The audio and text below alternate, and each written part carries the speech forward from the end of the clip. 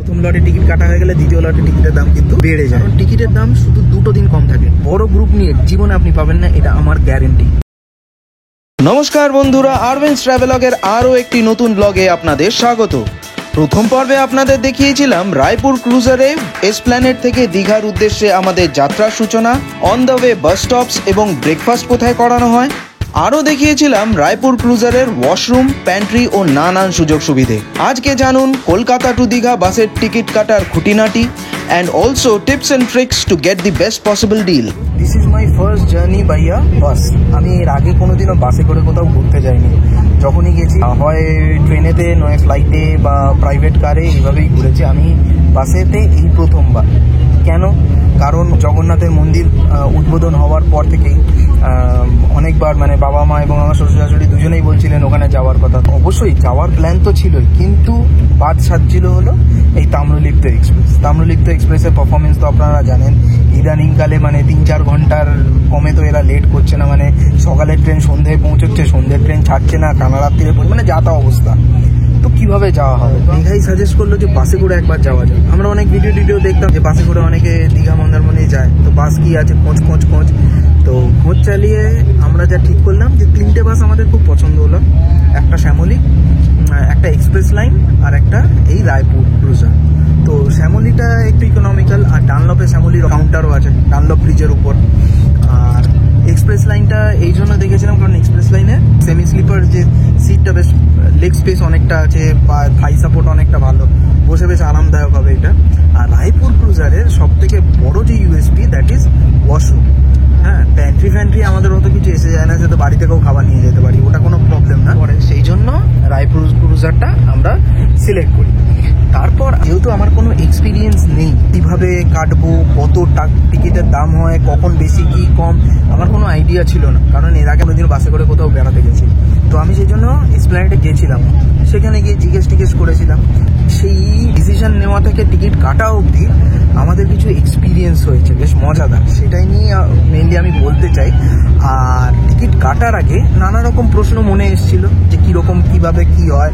তো সেরকম প্রশ্ন আমার মতন যারা হয়তো প্রথমবার বাসে করে কোথাও ট্রাভেল করবেন বা করছেন, তাদের মনে হয়তো আসতে পারে। তো সেরকমই কিছু প্রশ্ন। যে প্রথম প্রশ্ন হচ্ছে যে কাউন্টারে এবং রেড বাস বা মেক মাই ট্রিপ, গো বা যাত্রা, এসব যেখানে বাস যে বিভিন্ন ওয়েবসাইটসগুলো আছে টিকিট কাটার, বা যেসব বাসে আপনি যাবেন তাদের যে নিজস্ব ওয়েবসাইট আছে, তাদের টিকিটের দামের কোনো ডিফারেন্স হয় কি না কাউন্টার থেকে কাটলে আর ওয়েবসাইট থেকে কাটলে? 1 পয়সারও ডিফারেন্স হয় না, ঠিক আছে? It's the same. আপনি যদি রেড বাস থেকে, আমি রেড বাস থেকে কেটেছি, তো রেড বাস থেকে যদি আপনি কোনো একটা টিকিট কাটেন, সেখানে যদি আপনি 10% অফ পান, গ্রুপ টিকিট কাটছেন বলে হয়তো সেইখানে একটা অফ দিতে পারে, রিটার্ন টিকিটে কোনো একটা অফ দিতে পারে, বা ধরুন কোনো কার্ডে অফ দিতে পারে, সেই সিমিলার কাইন্ড অফ ডিসকাউন্ট আপনি কাউন্টার থেকেও পেয়ে যাবেন ক্যাশে দিলেও। হ্যাঁ, সেই ডিসকাউন্টটাও ওখানেও অ্যাপ্লিকেবল হবে অন্যভাবে, অন্য কোনো ফর্মে, বাট দাম সেম থাকে।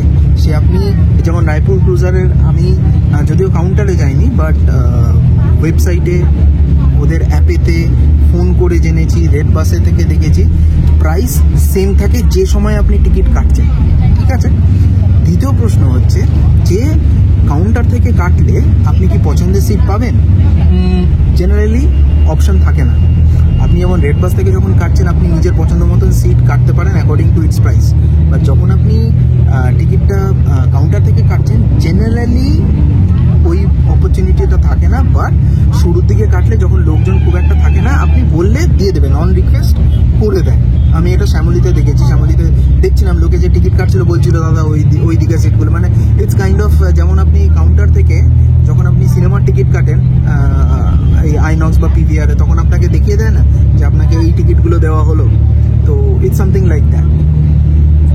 এইবার হচ্ছে যে বাসের টিকিট প্রাইস। সত্যি কথা বলতে আমার স্টক মার্কেট বা শেয়ার মার্কেটের কোনো আইডিয়া নেই, আমার কোনো নলেজও নেই। এই বাসের টিকিট কাটা, সে দীঘায় কাটুন না যে চুলারি কাটুন, বাসের টিকিট কাটা হচ্ছে পরিষ্কার শেয়ার মার্কেটের মতন। মানে এই এখন কম আছে, কিছুক্ষণ পরে আবার বেড়ে যাচ্ছে। আর বাড়ছে মানে প্রায় 50-60 টাকা থেকে 100 টাকা অবধি সাট করে বেড়ে যাচ্ছে, মানে কাটার পরপরই। মানে আমি ভাবতে পারিনি যে এরকম হবে। আছে যে প্রিমিয়াম ট্রেনগুলো আছে যেমন রাজধানী, দুরন্ত, এইসবে ডাইনামিক প্রাইসিং আছে জানি, বাট ওটা এতটা মারাত্মক নয় যে যতটা এখানে। কীরকম আমি বলছি যে, আচ্ছা তার আগে বলে নিই যে প্রথম কথা, রেড বাসেতে অ্যাট এ টাইম 6টার বেশি টিকিট আপনি কাটতে পারবেন না। আমাদের যেহেতু 8টা টিকিট, আমাদের দুবারে কাটতে হয়েছে। যদি আপনাদের অনেকজন মেম্বার থাকে, একদম প্রথম যেদিনকে উইন্ডো খুলবে সেদিনকেই টিকিট কাটবেন। মধ্যিখানে ওয়েট করবেন না যে দাম কমবে বলে, কমবে না। কারণ টিকিটের দাম শুধু 2টো দিন কম থাকে, একটা হলো ফার্স্ট দিনকে যেদিনকে উইন্ডো খুলছে, আর একদম শেষের দিনকে বা তার 2-3 দিন আগে অবধি টিকিটের দাম একটু কম থাকে। আর ইন বিটুইন এই যে পিরিয়ডটা, মানে টিকিটের উইন্ডো দেখেছিলাম প্রায় এই এক মাস 5-10 দিন আগে টিকিটের উইন্ডো খুলে যায়। আর এই যে মধ্যিখানে যে টাইমটা, সেই সময় টিকিটের প্রাইস খুব হাই থাকে। কিন্তু সেই জন্য যদি আপনি বড় গ্রুপ নিয়ে যান, অবশ্যই টিকিট একদম প্রথম দিকে কাটবেন, তখন তাও একটু কম পাবেন। পরের দিকে কিন্তু টিকিটের দাম প্রচণ্ড বেড়ে যায়। আর শেষের দিকে যে কাটবেন, সেক্ষেত্রে তো আপনার 1-2 হলে অবশ্যই একদম শেষ দিনে কাটবেন, কোনো অসুবিধা নেই। হ্যাঁ, ইন দ্যাট কেস আপনি আপনার পছন্দের সিটগুলো হয়তো পাবেন না, এটা হতে পারে, বাট সেই দিনকে টিকিটের প্রাইস অনেক কম থাকে। আমি যখন এরম টিকিটের খোঁজ করছিলাম, তখন আমি বিভিন্ন ইউটিউবে ভিডিও দেখি, এবং দেখে আমার খুব অবাক লাগে। জানি না এরা কীরমভাবে ভিডিও বানায়। আমি দেখছি যে বলছে যে আমি 350 টাকায় পেয়েছি, 400 টাকায় টিকিট কেটেছি। আমি দেখছি থ্রু আউট, যখন আমি টিকিটের প্রাইসিংগুলো দেখছিলাম, এক্সপ্রেস লাইন 1100 টাকা, মানে ভালো ভালো সিটগুলো 1100 টাকা, মানে 900 টাকার নিচে কিছু নেই। রায়পুর ক্রুজারেরও তাই, শ্যামলীরও অলমোস্ট তাই। শ্যামলী আর একটু কম, যেহেতু ওটা 9600 বাস নয়। তা আমি এইটা বুঝে উঠতে পারছিলাম না যে এরা এত কমে পায় কী করে। আরে তুই এটা বল যে তুই যাওয়ার আগের দিন বা 2 দিন আগে কেটেছিস, সেই জন্য এত কমে পেয়েছিস। সেটা তো আমি নিজে এক্সপিরিয়েন্স করেছি বলে সেটা আমি আপনাদের বলতে পারছি। তো এই যে ইউটিউব ভিডিওতে বিভিন্ন ধরনের ব্লগাররা যে বলে যে 400 টাকায়, মাত্র 400 টাকায় এক্সপ্রেস লাইনে টিকিট কেটেছে, ওটা জেনে রাখবেন, ওটা লাস্টের দিকে, একদম লাস্ট দিনকার, সে সিঙ্গেল যাচ্ছে। বড় গ্রুপ নিয়ে আপনি কম দামে টিকিট শেষের দিকে এলে জীবনে পাবেন না, আমার গ্যারেন্টি। বড় গ্রুপ হলে অবশ্যই শুরুর দিকে টিকিট কাটবেন। সো এই যে ইউটিউব ভিডিওসগুলো আমি দেখি, unfortunately they are very misleading. প্রথম কথা, পুরো ইনফরমেশন তো এরা দেয় না যে কোন দিনে কাটছে, কোন সময় কাটছে।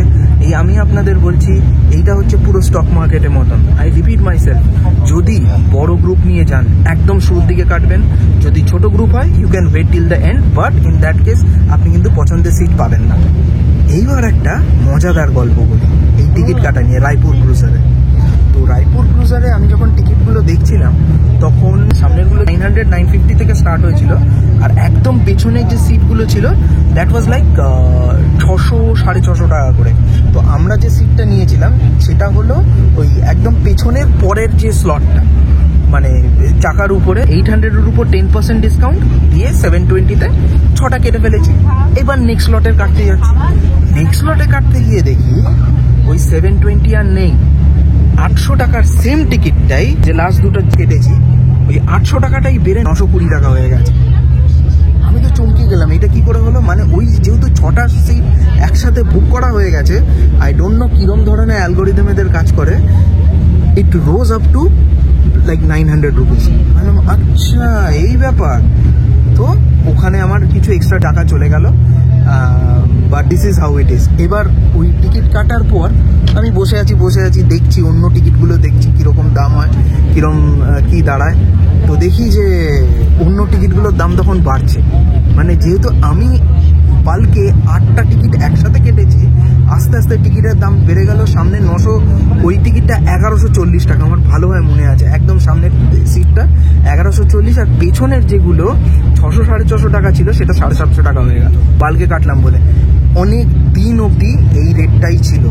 তারপর গত 2 সপ্তাহ ধরে দেখছিলাম যে রেটটা আস্তে আস্তে কমছে, এবং আজকে লাস্ট দিনকে যখন আমরা এলাম, সকালবেলা আমি টিকিটের রেট দেখি যে 8টা না 9টা মতন সিট খালি ছিল, প্রত্যেকটার দাম ফ্ল্যাট 330 রুপিস।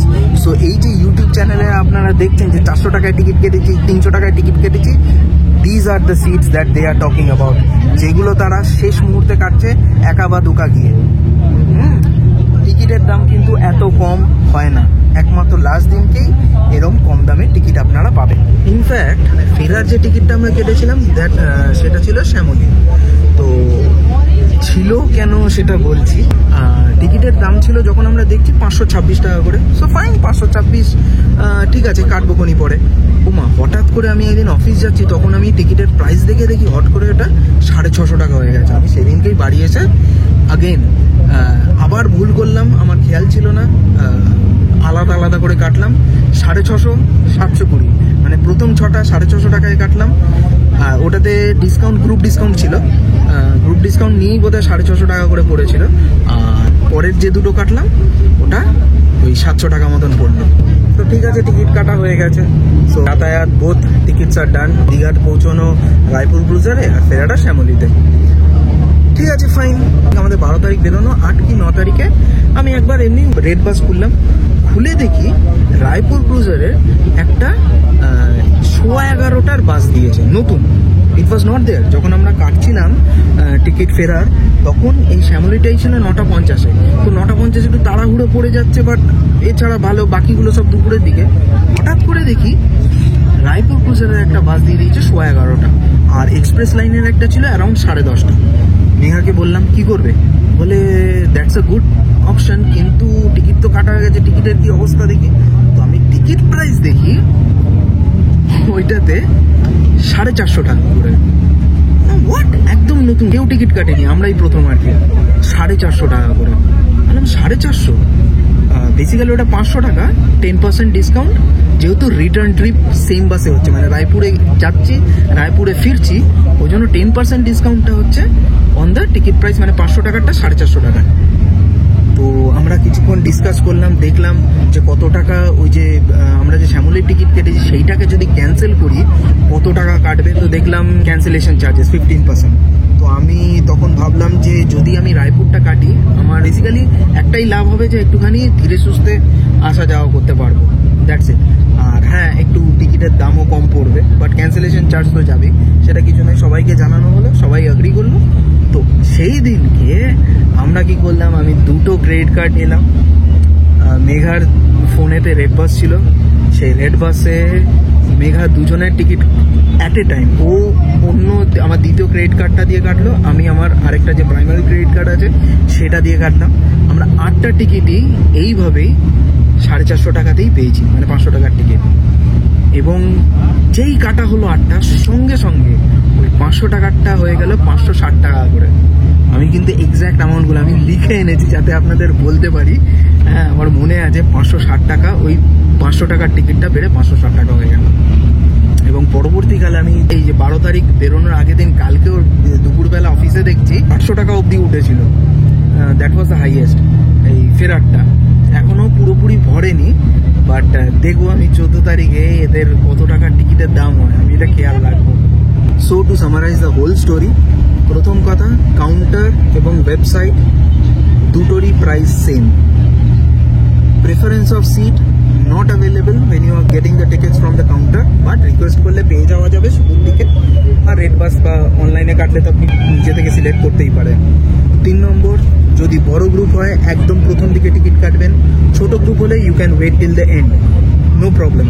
দুটো একটা একসাথে পেয়ে যাওয়া যায়, কারণ লাস্ট দিনকে আর ফার্স্ট দিনকেই একমাত্র টিকিটের দাম সব থেকে কম থাকে, মধ্যিখানে টিকিটের দাম প্রচুর বেড়ে যায়।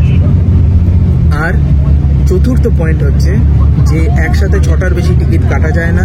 আপনাদের যদি বড় গ্রুপ হয়, 6-এর বেশি গ্রুপ হয়, চেষ্টা করবেন অ্যাট এ টাইম ওই 2টো স্লটে টিকিট কাটা। আমাদের যেমন 8 জন ফর এক্সাম্পল, যে 6 জন এবং 2 জন একসাথে টিকিট কাটবেন ক্রেডিট কার্ড আলাদা দিয়ে।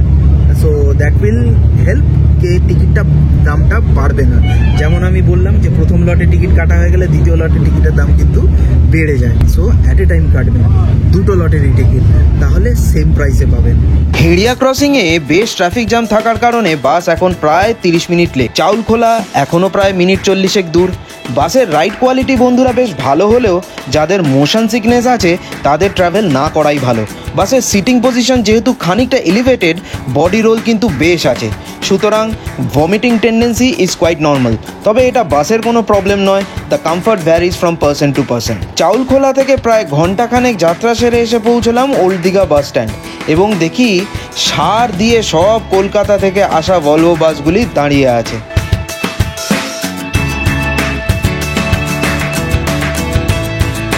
একটি বড় অটো ভাড়া নিয়ে নিলাম, পার হেড ভাড়া 30 টাকা। না বন্ধুরা, যতটা ভেবেছিলাম টোটো ভাড়া ততটা বাড়েনি। আসলে যাত্রা শুরুর আগে হোটেল ভাড়া ও টোটো ভাড়া নিয়ে যা সব শুনছিলাম, যাকগে আজকের ব্লগটির ইতি টানলাম এখানেই। আবার দেখা হবে পরবর্তী ব্লগে ইয়েস রিজেন্সির রুম ও ফুড রিভিউ নিয়ে।